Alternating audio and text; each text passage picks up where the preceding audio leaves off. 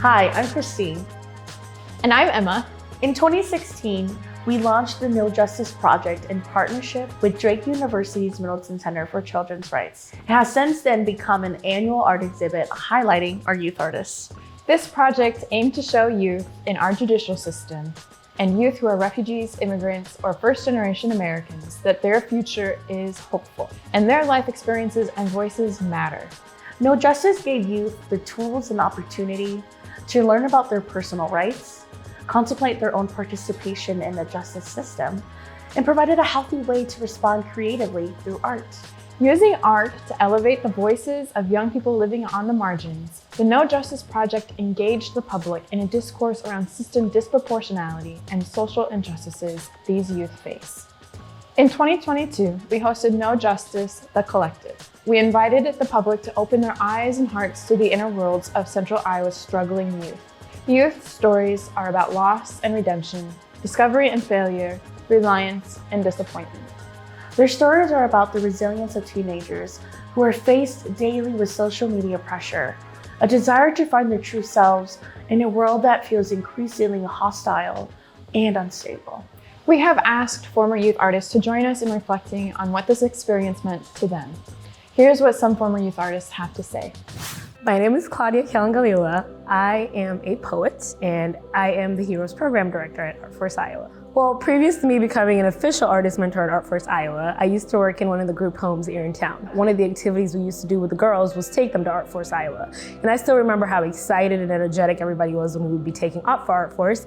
And the first time I walked into the space, it was just loud. There were young people everywhere making music, creating poetry, and it was a really, really exciting experience. And so later, when I found out about the Heroes program, which is a program that was started specifically for refugee, immigrant, and first-generation American youth, I applied to be an artist mentor. And I became an artist mentor through poetry. It was my art form, but really what we were doing with those youth is just presenting them a safe space to be and a safe space to create and share with each other. And now I am the Heroes Program Director, and that looks a lot different. I'm still very, very involved with young people, but I'm now involved in creating the plan and planning what it looks like for us to deliver the services to young people in the schools. In the fall of 2021, we were just getting past the peak of the pandemic, and one of the things we were really trying to figure out is how do we get back involved with the young people? We knew that the young people were dealing with not only the challenge of there's this disease that's now going around that could potentially harm all members of your family, but then we also had the challenges that we had always been dealing with young people, from transportation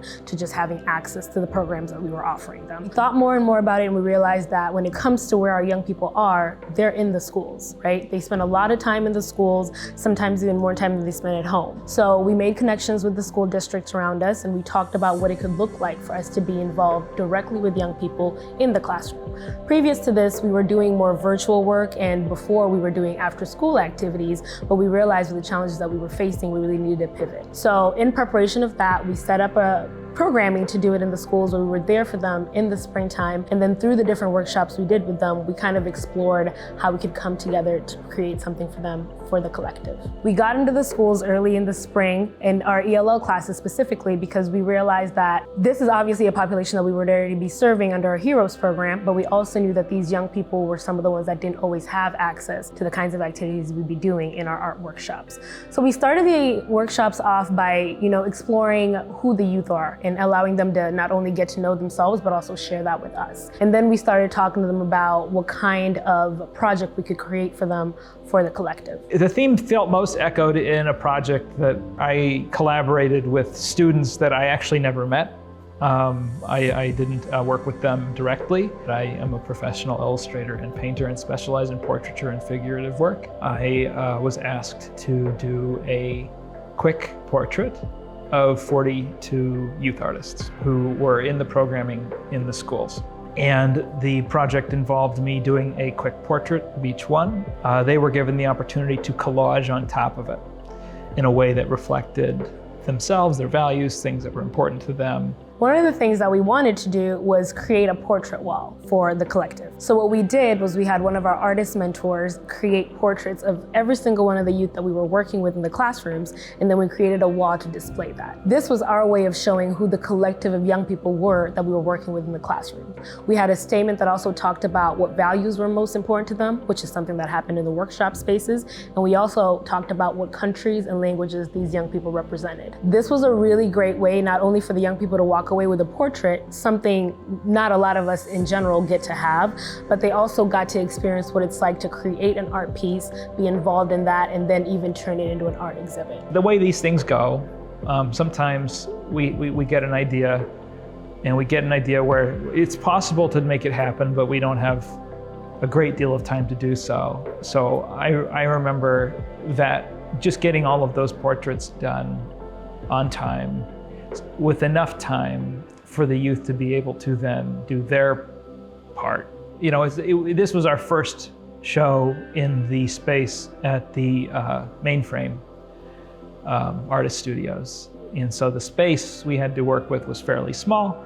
It was not difficult to fill the walls and make them feel full and give everything enough breathing room. It was not too crowded, I don't believe.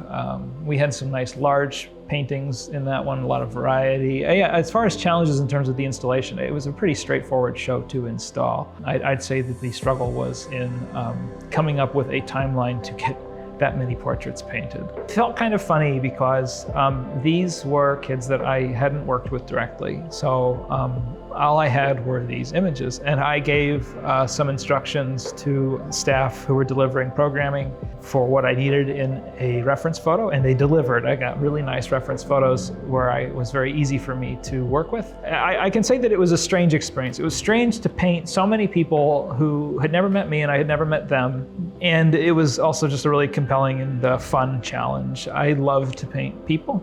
I always have. I set a timer for 3 hours per portrait. So I accomplished about 4 per day, and it took me about 11 or 12 days. The process became almost streamlined. The way somebody looks in capturing their likeness, sometimes the thing that makes them them is something really subtle and nuanced. And the joy and pain of portraiture is that journey of discovering how to capture this person, what essentially makes their face their own. Some of them, they went really quickly, and it was, some of them I was done before 3 hours, but there were some where I felt like I was not done yet, but I still, had to let it go. And I understand they were well received, so I'm really thrilled by that. And I think that's the most compelling challenge about portraiture in general is just that discovery of what makes somebody them, at least in their face. And we wear so much of ourselves on our faces. We definitely faced some challenges in putting together the exhibit. So just to start, this was our first semester really trying to create some kind of planning and programming around what it looked like for us to be involved in the classroom. So just working out the logistics of what that looked like was a challenge in itself. We were grateful to have the partnerships that we already do, and so that made it easier for us, but we did have to consider what it looked like for us to be in the room, create the different forms of art, and then transform those pieces to our studio so that we could put them up and not have anything get damaged along the way. So the planning and the logistics were a bit of a challenge, but I feel like we handled them very well. In 2022, the collective, one of the painting I did for KNOWJUSTICE was a 4x4 painting canvas. This piece was called The Plains View. I created this piece because I've only been on a plane a few times. It's like every time I look at the piece, it just reminds me of like the times that I have been on a plane looking down and how like the architecture looked like from above. I've never worked with paint, drawing my lines, so it's something that I wanted to experience. This was kind of like my first test to experience out like how a paint on a canvas with my art will look like and how it will turn out. I really like this piece because I feel like it was the first like large scale that I have ever done. I really like the meaning behind this piece because every time I look back on it, it just reminds me of like the first time or the second time that I have been on a plane, and just looking down and see like the different type of spacing and lining that they have on the ground and looking above. So a piece I contributed to the No Justice, the Collective exhibit was a 6x6 shadow box that I created. And I only had 2 weeks to create this since I came back from studying abroad. The shadow box included pictures that I cut out from my film photography that I took when I was studying abroad in the UK. So a lot of it is from Kew Gardens in London because I really love the nature aspect, and like the Kew Palace that was there was kind of the focal point of the London shadow box, just because it was like super orange and I've never seen an orange building like that before. So I wanted that to be like the big piece in the middle. Then I had some film photos I took of like trees. I had some of Stonehenge, I believe, and I added that in the background since it was such a big thing. I thought I added a lot of depth to it. So it was just a really tedious project, and it was my first time ever doing like a collage sort of thing in a shadow box. The pictures that I included in the shadow box range from like 1/4 of an inch to like 1 inch or 2 like width-wise. So it was really interesting to have like the diverseness of sizes, and it really made like the depth really interesting because like the castle or like the palace that I had in there looks just like a regular house, and it's probably like the typical American house size if you look at the suburban homes here in Iowa. But I had a really, really tiny bench that I purposely made super tiny in the very front so I could kind of create that depth of field, make it look bigger and further away than it actually was in the shadow box. And then the shadow box itself has like these string lights like hanging from the top, which is really cute when it's lit up. I was still in school at the time, and I was also working at the same time, so trying to find that time balance was really hard for me.